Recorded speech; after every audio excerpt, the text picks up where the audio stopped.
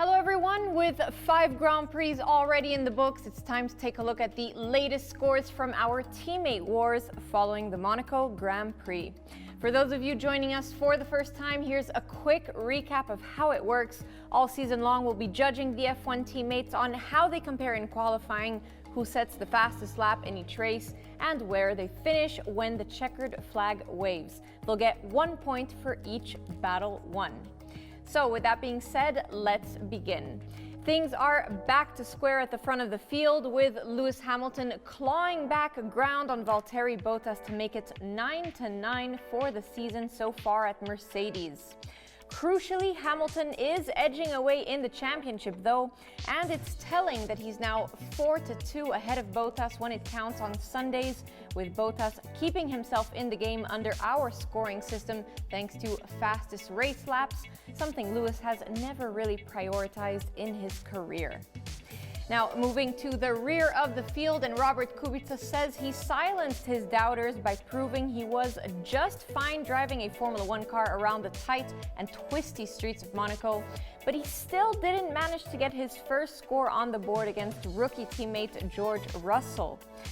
Kubica ran ahead of Russell in the early part of the race, although in the end, the deciding factor between them was strategy, with Russell's early pit stop eventually paying off and allowing him the rare chance to race amongst other cars on a Sunday afternoon.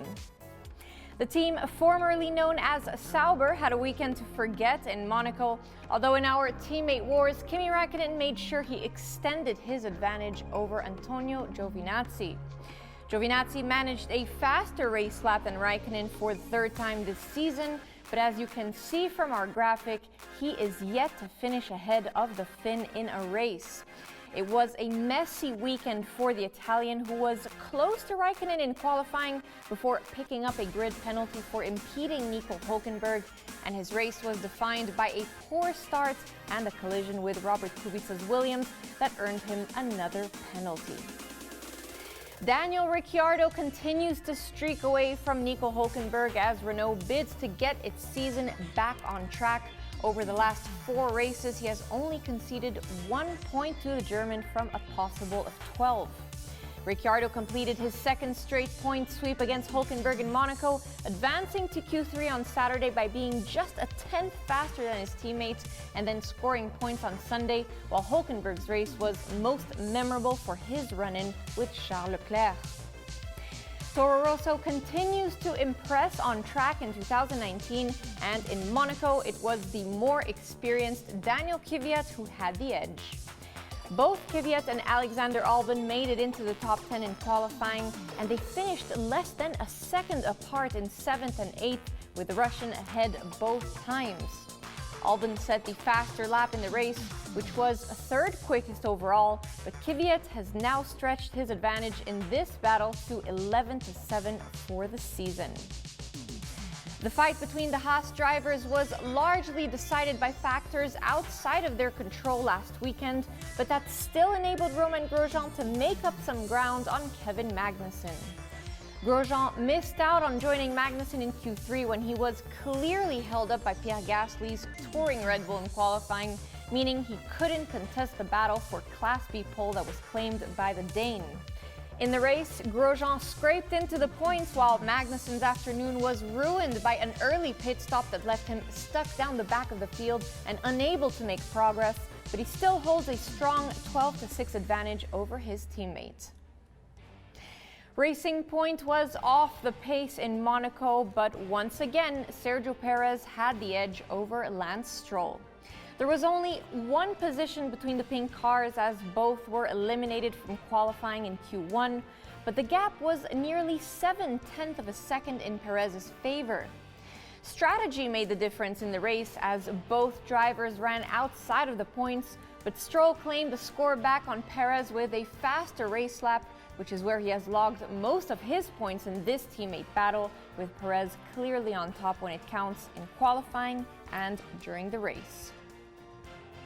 Lando Norris's first ever Monaco weekend as a Formula One driver was a difficult one, and he suffered his first whitewash at the hands of Carlos Sainz Jr. since the Chinese Grand Prix.